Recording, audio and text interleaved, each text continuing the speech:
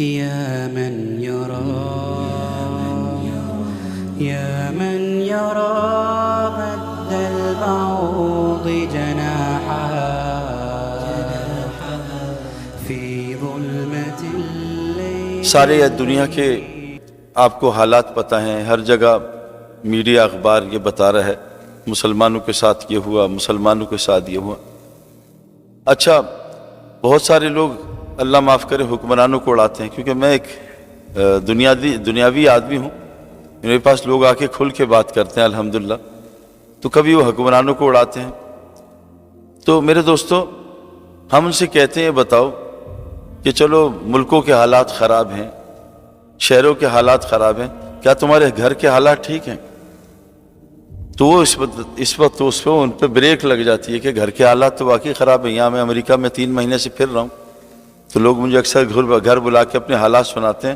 اللہ معاف کرے، تو زمین نکل جاتی ہے نا، کہاں بیٹیاں ہیں، کہاں بیٹے ہیں. تو حالات جتنے بھی خراب ہیں نا، اللہ فرماتے ہیں ما اصابکم مصیبہ فبما کسبت ایدیکم یعفو عن کثیر. جتنی مصیبتیں تم سب پہ آتی ہیں وہ تمہارے ہاتھوں کی کمائی ہے. یعفو عن کثیر، اللہ تو تمہاری بہت ساری معاف کر دیتا ہے. ظہر الفساد فی البر والبحر بما کسبت ایدی الناس. جتنا فساد تم دیکھ رہے ہو خشکی تحریم میں، وہ تمہارے اپنے گناہوں کی وجہ سے. تو میرے دوستو چلو ہم ایک دوسرے کو بلیم کر دیں. میں تو پاکستان رہتا ہوں، ابھی میں آسٹریلیا سے آ رہا ہوں، ابھی یورپ کا سفر الحمدللہ اللہ نے کرایا. حالات سب جگہ خراب ہیں. ہمارے بزرگ اکثر کہتے ہیں تم ہمیں اعمال بتا دو، ہم حالات بتا دیں گے. تم حالات بتا دو، ہم اعمال بتا دیں گے. اتنی عجیب بات ہے. یہ بات شروع میں عجیب لگتی تھی، لیکن جب اللہ والوں کے ساتھ بیٹھے، علماء کے ساتھ بیٹھے، کہتے ہیں ہمیں حالات بتاؤ، ہم تمہیں بتائیں گے اعمال کون سے. جہاں بیماریاں بہت زیادہ ہیں وہاں فحاشی بہت ہوگی، جہاں موتوں کی کثرت ہے وہاں زنا بہت زیادہ ہوگا، جہاں ناپ تول میں کمی ہے وہاں برکت نہیں ہوگی. تو یہ سارے حالات اللہ کے نبی صلی اللہ علیہ وسلم نے ہمیں بتائے کہ ان حالات کا تعلق اعمال سے ہے، سبب سے کوئی تعلق نہیں ہے. سبب ایک ذریعہ ہے، ایک امتحان ہے. سبب کو اللہ نے امتحان بنایا. سبب کے بغیر جو ہے ہم امتحان ہوگا ہی نہیں. ایک آدمی نابینا ہے، اس کو عورت کا کیا امتحان ہے؟ اس کے لیے تو کوئی امتحان ہی نہیں. ایک آدمی غریب ہے تو اس کے اوپر مالداری کا امتحان نہیں آئے گا. ایک آدمی امیر ہے، اس پہ غربت کا امتحان نہیں ہے. ہر آدمی کے اوپر امتحان. کیوں؟ کہ دنیا ہے ہی امتحان کی جگہ. اس کو اللہ نے ڈیزائن کیا ہے، انا جعلنا ما الارض زینۃ لہا لنبلوہم ایہم احسن عملا. ہم نے دنیا کو امتحان بنایا. الذی خلق الموت والحیات لیبلوکم ایکم احسن عملا. ہم نے موت اور زندگی بنائی ہے تمہارے امتحان کے لیے کہ عمل کو کیسے بنا کے آتے. جب انسان مرے گا، جب اللہ تعالیٰ کہتے ہیں ہم نے موت زندگی بنائی، موت کا تذکرہ پہلے ہے. ہم روزانہ مرتے ہیں. آج بھی رات کو مر کے اٹھے، اللہ نے دوبارہ روح لوٹا دی. ابھی دوپہر کو تھوڑی دیر کے لیے میں گاڑی میں مر گیا تھا، پھر اللہ نے روح لوٹا دی. جب آدمی مرے گا تو وہ کہے گا یقول یا لیتنی قدمت لحیاتی، ہائے کاش میں اپنی حیات کے لیے قدمت، آگے اپنے کچھ چیز اعمال بھیج دیتے. اس کو تو اللہ نے حیات کہا ہی نہیں ہے، یہ تو موت ہے. حضرت علی رضی اللہ عنہ فرماتے ہیں ہم سب سو رہے ہیں، موت پہ آنکھ کھلے گی. میرے دوستو، مخلوق ہمارے خلاف ہو گئی، مان لیا. بہت سارے لوگ کہتے ہیں بیوی بگڑ گئی، بچے بگڑ گئے، شوہر بگڑ گیا. اللہ جو ناراض ہے ہم سے، کبھی زلزلہ، کبھی سیلاب.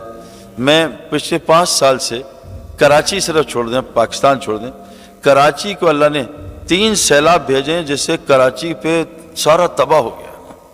ایک گھر میں 10-10 کروڑ کا نقصان ہوا ہے. گیراج میں پانی، گاڑیوں میں پانی، گھروں میں پانی.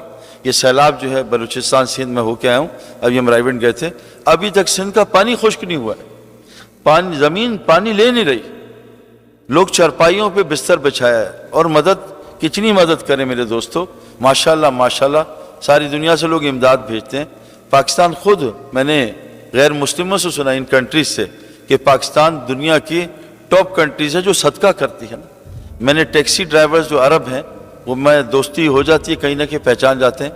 سب سے زیادہ ایکسٹرا پیسے پاکستانی دیکھے جاتے ہیں نا.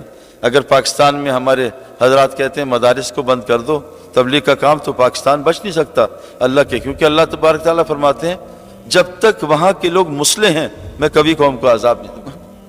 میں مسلح جو خود بھی اپنی اصلاح کرتے ہیں، اوروں کی فکر عذاب. تو یہ جو زلزلے سیلاب ہیں، اس کا حکومت سے کیا تعلق؟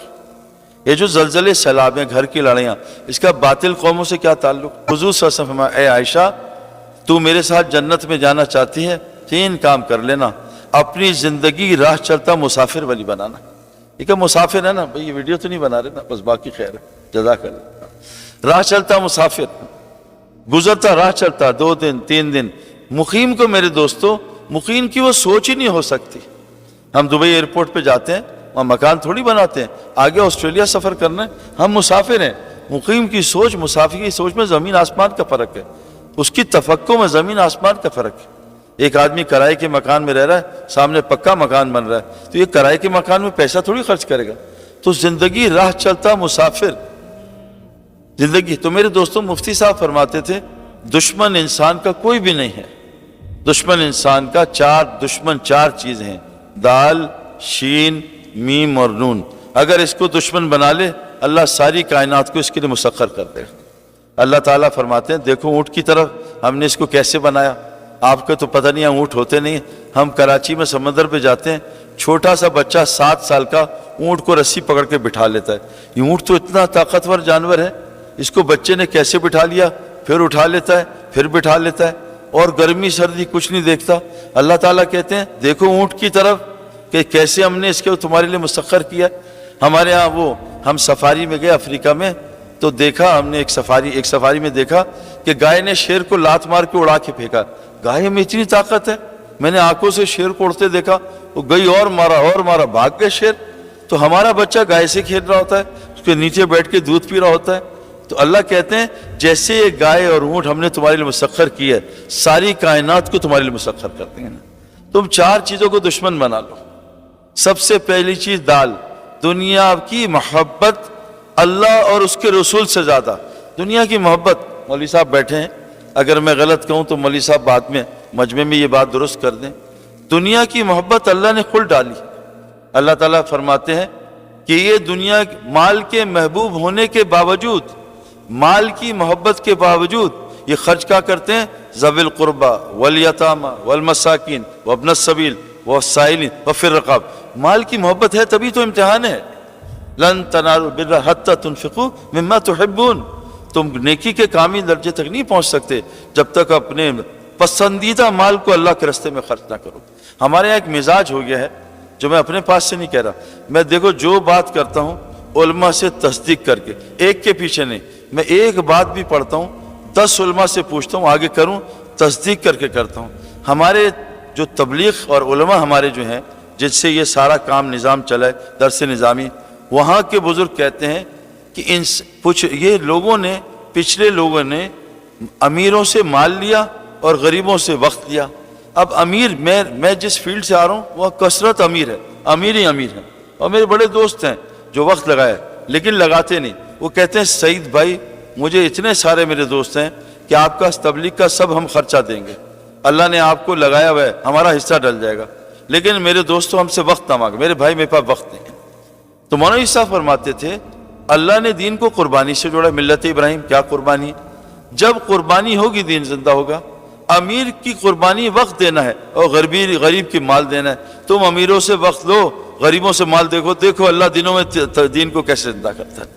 ہماری ریل الٹی چل پڑی۔ میں اس لیے بتا رہا ہوں کہ میرے بہت سارے دوست ہیں جو مطلب حاجی عبدالوہاب صاحب کو کہا ان سے کو خود بہبا لگائیں، خود ان سے کو مال لگائیں۔